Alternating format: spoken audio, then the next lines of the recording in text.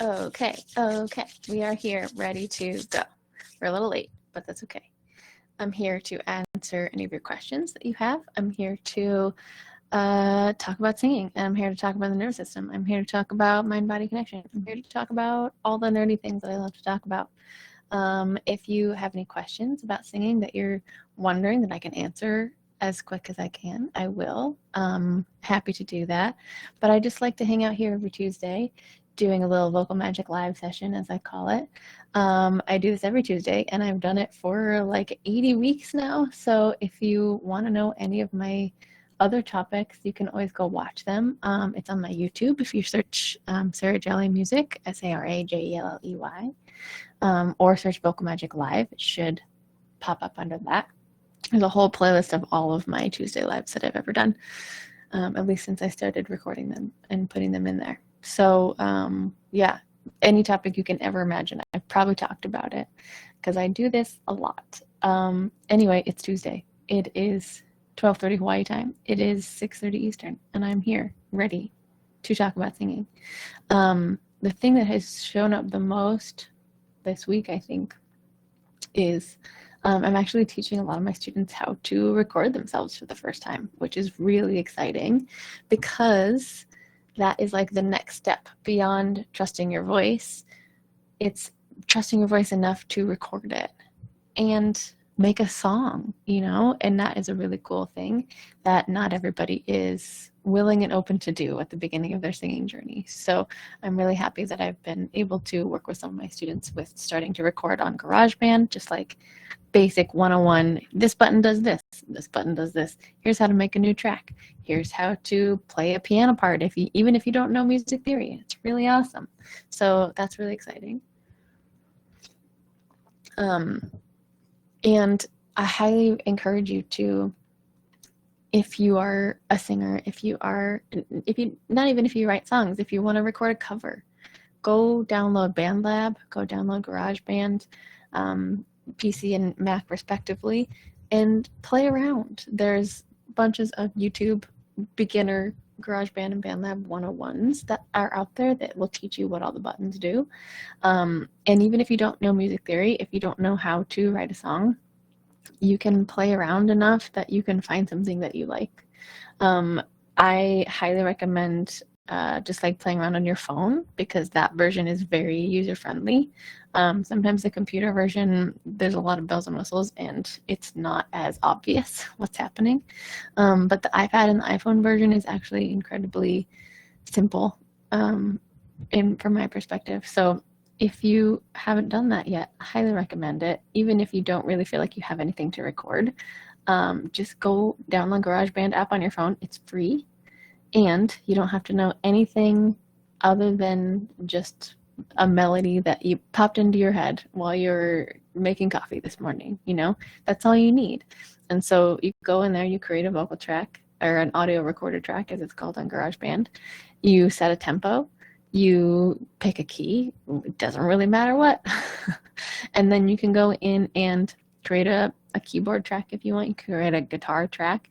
You just pick a key, and everything that shows up is gonna work in that key, which is the coolest part. So like literally a child could make a song that sounds good because any chord that they choose is gonna work in that key. And then because you are not a child, you can create more complicated rhythms. You can start to create a vocal track on top of that piano part. You can create multiple layers of vocal tracks. You can create some harmonies. You can do octaves. You can sing in a low part of your voice and then sing it again in the higher octave and make a really interesting sounding track. You can create some drums. If you picked a good tempo at the beginning where the click is feeling like it's a good speed for you, you can create some drums because when you create a drum track, it just snaps to that speed and it's really awesome. So highly recommend it. I've been doing this with a lot of people this week, and it's really, really fun. It feels like a huge learning curve at first, but I highly recommend just like watching like a 10-minute GarageBand 101 YouTube video because as a singer, it's really, really nice, and it's a good experiment to be able to just record yourself.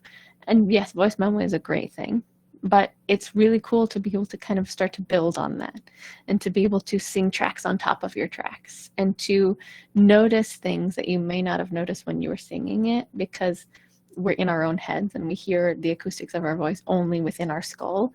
Like, it's so valuable to go record your voice and notice, like, oh, I feel like that note was a little off. Why was it off?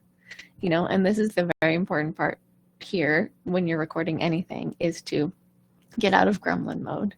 Notice when your gremlin comes in and is judging, because recording yourself is fuel for your gremlin. So it's going to want to come in and be like, oh, you suck. I hate this. I hate listening to my own voice. I'm terrible, blah, blah, blah. It's going to go down this rabbit hole. Just like what happens when you listen to your own voicemail message, outgoing message that you leave. It's like nobody listens to their own voice enough. And so it's always crappy. Nobody likes it because we don't do it very often. If you did it more often, you'd be so used to hearing your voice in different acoustics other than just inside your head, and you would get to a place with it where it doesn't feel like a different person and it doesn't feel like everything is wrong because it's so different from what you're used to hearing. You know what I mean? And I talk about this sometimes, but like, your brain loves what it's used to, right? So the second you record something and you hear it back on a speaker and it sounds totally different frequencies than what you're used to in your head, it's going to be uncomfortable because your brain is not used to that. And so you're going to be able to find the things that you don't like a lot quicker than when you're singing it in your own head, or you're in the shower with beautiful reverb, or you're in the car jamming out to your tunes. But this is why it's important to start recording yourself, because it's not always going to sound that bad. I promise. The more and more you record yourself, the more and more you sit with a microphone, even if it's just on your iPad internal microphone, or your phone internal microphone, or your headphones that have the little teeny microphone thing, that's good enough. Even if it's just on there, your brain gets used to hearing your voice in a different capacity and is not so quick to judge because it's not so out of the realm of what it is used to. You know, if it's used to hearing your voice on a recording every single day, you're going to be able to relax and release into this feeling of, okay, it is different than it is in my head. It's fine. And now I can make objective decisions about what I need to change in my voice, not from a dysregulated nervous system, not from a heightened fear of, oh my God, I sound terrible, right? So it really does matter what state you're in when you're listening to your own voice. Because when you're in a dysregulated state, if you're fully in fight or flight, which we're not always, this is an intense situation, but if for the first time you're listening to yourself back and everything, you just hate everything, this is a good sign that you are maybe in fight or flight, or in a little bit of freeze or something, because your hearing actually changes when you're in a different state, in a different nervous system state. Your visuals change. Like, you can look out at an audience and you can think everybody is mad at you, even though they're all just having a neutral face. And even people that are smiling look neutral to you because your nervous system is primed to look out for danger. So everything looks more dangerous than it actually may be. Same with your hearing. Everything sounds worse than it is because your brain is looking for danger. It is looking for something that is usual to it. And if it doesn't get that, it's going to think danger. It's going to think red alert. This is a problem. You should never do that again. And then your grandma takes that and runs with it, and psychology ensues. So keep this in mind as you're recording. Your nervous system state really makes a difference. How you perceive your own voice when you're recording. All the more reason to do it more often, right? Do a little bit of it every day, because the things you do every day are not red alert triggers for your brain. You know what I mean? So highly recommend just recording yourself, even if it's a voice memo. But Garageband, I think, is a level up. So if you're used to voice memoing to listen to yourself back, if you record yourself, if you are a big poster on social media of you singing, great, this is a level up for you. If you are not a big poster on social media, if you don't do voice memos, this is your homework. Just take the step. 2 minutes of recording yourself every day. Listen back. Notice what voice is the gremlin voice and what voice is real. It's very important to do this, because if you just listen to yourself for 5 minutes every day and you're letting your gremlin think all of the negative thoughts, it's going to be a not fun experience for you, and you're going to hate your own voice forever. So this is the key. It's not just that your homework is to listen back to your recording self. It's to pay attention to that gremlin voice and pay attention to your nervous system state when you do listen back. I know this sounds like teeny little things and it's not really important, but it really is, because the number one thing that influences our nervous system state is how we talk to ourselves, right? Like, even if you're not around anybody, if you're just, at home all day doing nothing, you hear your own thoughts all day. And if you're hearing some version of "you suck, this is not good, you shouldn't have taken that risk, who do you think you are," this is going to make you in a fight or flight state. And I am guilty of this too. Believe me, I am constantly in my head about "you're not doing enough." And the moment I sit and I think, "Oh, I've been listening to my gremlin for the last 2 hours. No wonder I feel like crap," then it makes a difference. And I can change what I'm listening to, who I'm listening to inside my head, and my state changes. I feel better. I feel calmer. I feel safer. So the most important thing about recording yourself is not just to do it and allow that gremlin voice to shit on you. It's to say, nope, I am doing this as a science experiment. I'm just getting data. I am making myself more used to listening to myself. I am going to do this for a week without judgment. And then after a week, then I can go in and start to listen to the nuance of what I'm doing vocally, and I can record over it. I can do another take. That's the beauty part of recording. It's so amazing because you don't feel the pressure of having to do it right the first time. Like if you're on a live or if you are filming a video and you don't want to do the whole dang thing again, So a lot of this work is knowing yourself and knowing your patterns, just like when we're singing. It's the same thing for recording. When you're pressing that red button, there's going to be a little fear there no matter what. I still get it all the time and I record myself constantly.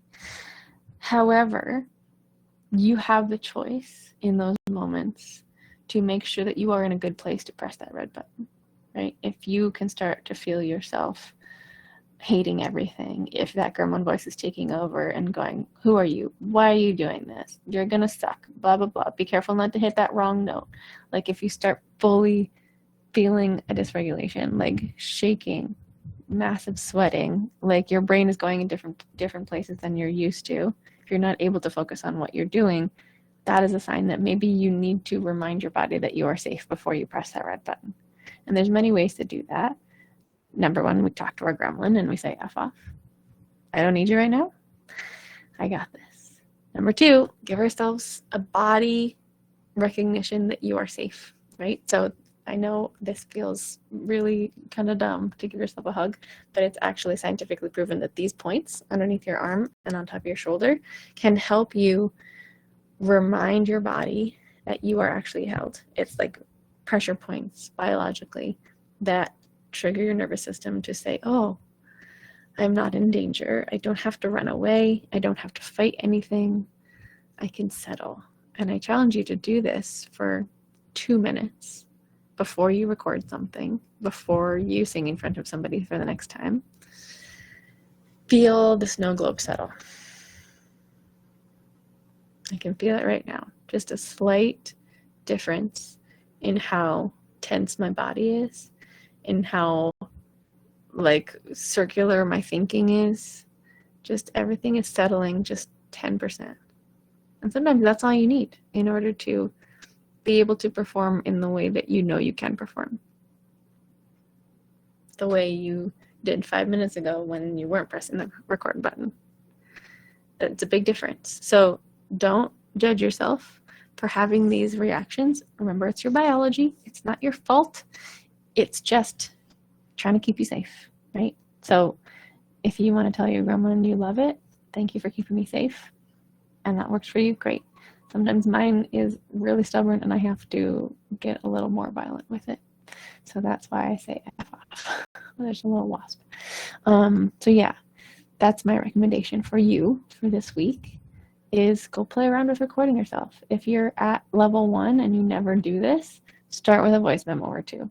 Just a little bit every day, like a minute or 2 every single day. Don't miss a day, because usual, right? Your brain gets used to usual, and that's what it likes and feels comfortable around. It feels safety and usual. So if you make something usual, the first week is going to be really scary. But after the first week, you're going to be like, oh, I've done this. And your brain's going to be like, oh, okay, yeah, this is a thing that we do now. I am safe in this situation because I have 7 days of evidence that I am fine after doing this. And then if you are past that level, if you're somebody who records yourself often already, try GarageBand, try BandLab, try adding a piano part. Even if you don't play piano, GarageBand has chord strips, it's there for you. If you have questions about this, let me know. If you want a guitar part in there, you can literally strum a guitar on your phone. It's really awesome. Go play around with it. Add vocal layers, add a harmony, add a double, add octaves, get your friend who has a different voice than you to sing along with you on a different track and see how much more magical you can make this song that you're working on. Play around with it. I guarantee you will have fun. Actually, I can't guarantee you will have fun. I guarantee that if you do this for a little while, it will start to become more fun. That's the thing I know. At first, it will be weird and frustrating and a little scary. But as we know, if we do a thing every single day, it becomes more usual and it becomes less and less scary every time. Just like when you were a kid and you were starting to ride a bike, or when you were starting to learn to drive. Little bits every day, and then you become a little less on edge and a little less in red alert mode. And then you can start to settle into the vocal technique that you know you have already. And then you can start to create. And that is where the fun really begins. Because you are a natural creator, and I'm looking at you. You are. Don't tell me you're not. You are a creator. You create every day. When you speak, when you go to work, when you make food for yourself, you're a creator. And you have the tools to create. You don't need thousands of dollars to make music. Just start here. Just start now. Little bits every day. And next month, let me know how it went. Let me know how you feel about recording in 30 days from now after doing it a little bit every day, because I was terrified too. And I know it feels like a big endeavor, but the tools are out there now. Technology is so cool that even if you have zero music theory knowledge, you can go create a song. All right, I'm going to get off my soapbox now. So yes, thank you for being here and listening to all of that. It's been really, really cool to watch some of my Vocal Magic graduates who are now in my level 2, which is Songwriting Magic, to go and create their own songs. And they're finally starting to record parts of themselves. And they're a couple people who have never played an instrument. They don't know anything about what chord goes with what, but they are learning how to create their songs. And it takes time, but they're trying things. And that is really cool to watch. And by the end of this program, they're going to have a fully recorded song no matter what. I might have to help them with a little bits of it, but that's totally fine because they created this song on their own. It came fully from them. And I know you have that in you too. I know you have a song inside of you, even if it's just a melody line, even if it's just a lyric, even if it's just a chorus. Put it down. You have the tools in front of you. It's free. Let me know if you need help. I'm here for you. Have a lovely day. Happy Tuesday. And I hope you all are surviving the heat, because goodness, it's been crazy lately. Yeah, it's super fun to watch. Highly recommend playing around with the recording software if you haven't on your own. Like if you're a person that is like, man, I don't have somebody to produce me, you don't need that right now. Just practice recording yourself and practice producing yourself for just 4 or 5 tracks. That's a good goal. Enjoy it. That's okay. It'll be on my Instagram. You can start at the beginning in a few minutes. But thank you for being here. It's so nice to see everybody. Thank you for hanging out with me. If you have any questions, I can hang out for another couple minutes. But otherwise, that's kind of what I wanted to say today. Like, GarageBand is the best, and BandLab is the PC version of that if you don't have a Mac. And start with a voice memo, honestly. Like, don't be afraid to record yourself because you're afraid of the mistakes. Mistakes are scary. scary at first, but again, like anything else, if you're used to hearing them, they become not a problem anymore, right? And the more you hear your own mistakes, the more you can be a scientist about it and be like, oh, okay, I'm not going to feel bad about that mistake. I'm going to treat it as, let's see what I can do differently. Let's iterate that again. Let's try a different vowel. Let's try a different shape. Let's try a different power source. Let's try something slightly different and tweak, tweak, tweak, tweak, tweak until you get the sound that you're looking for. Again, I try and throw out the words good and bad as much as possible, and you can do the same when you're vocal coaching yourself through a recording or through anything. Try to remind yourself that all of it is just intention or not intention. Did it go how you intended? No, that's fine. You're not a bad person or a bad singer. It just didn't go how you intended. Do you know how many times a day I sing things that did not go how I intended? 1,000. A lot. It's a lot. And I've just gotten used to this. And like, I've been singing for a long time. I record things. I am a vocal coach. Like, do you think if I let every mistake get me down, I would be still standing? No, I would be in my bed depressed all the time. And I had to stop caring at a certain point because mistakes happen. Mistakes happen to professionals constantly. This is why takes exist in recording, right? This is why Billie Eilish has hundreds of takes in every song, because not every take is going to be the one. She's going to have one with a note that's flat. She's going to have one with a note that was not as powerful as she wanted, etc., etc., forever and ever and ever. So don't get down on yourself because you are a human being and you are imperfect and you make mistakes. Like, what we should be looking for is, how do I get as many mistakes as possible so that I know exactly what I'm going to do, because I know now what I'm not going to do. And I know exactly how to do it now because I made that mistake and I tried a couple different things and I finally found the thing. Mistakes are fuel for figuring out the path that you want. You know, and I'm talking to myself with all of this as well. Trust me. Yeah, go play around. Let me know what you think. Send me a song that you made on GarageBand. I'm so excited to listen to it. It's gonna be great. All right. Well, I'm gonna go eat some lunch, and I love you all. Thank you for being here. Thanks to all the new people that have been following me lately. I appreciate you being here. I appreciate our conversations that we've been having. It means a lot to me that you're willing to share this stuff about your voice with me. So I appreciate you. I love you, and I'm here for you. Keep your eyes open for some more ways you can work with me in the future. I have a lighter commitment membership called Enchanted Voice that I will be probably opening up the doors for again in the near future.